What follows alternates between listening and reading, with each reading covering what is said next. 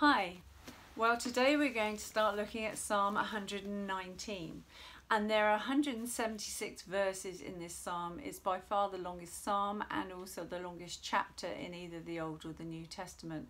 But this morning we're just going to look at the first 16 verses. And the first 8 verses are mostly the psalmist proclaiming that he's walked uprightly with his God, he's kept his eyes fixed on his commandments. And there are 7 different English words used in these verses that really talk about God's word, God's commandments, his precepts, his statutes, his rules, his law.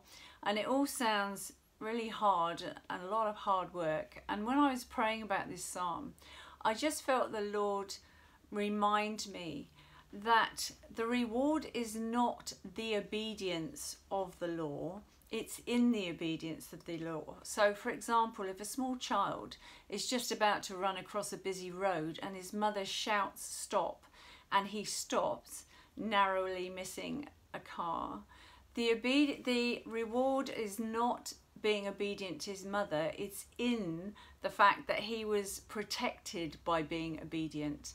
And it made me think that if we just looked at all God's rules and laws and commandments in that way, that God's always looking for our very best. He's always looking to protect us and guide us and lead us in the very best life that we can have.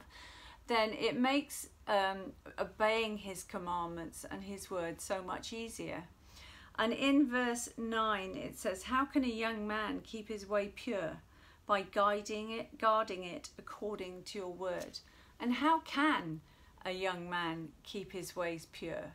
You know, he's at his prime as a young man. The world is his oyster. There are all these avenues opening up to him, but they're not all going to lead to his best life.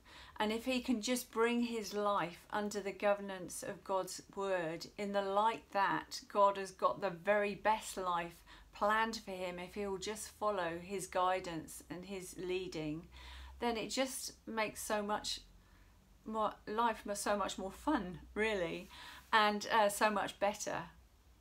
Okay, bless you. Have a great day. Bye.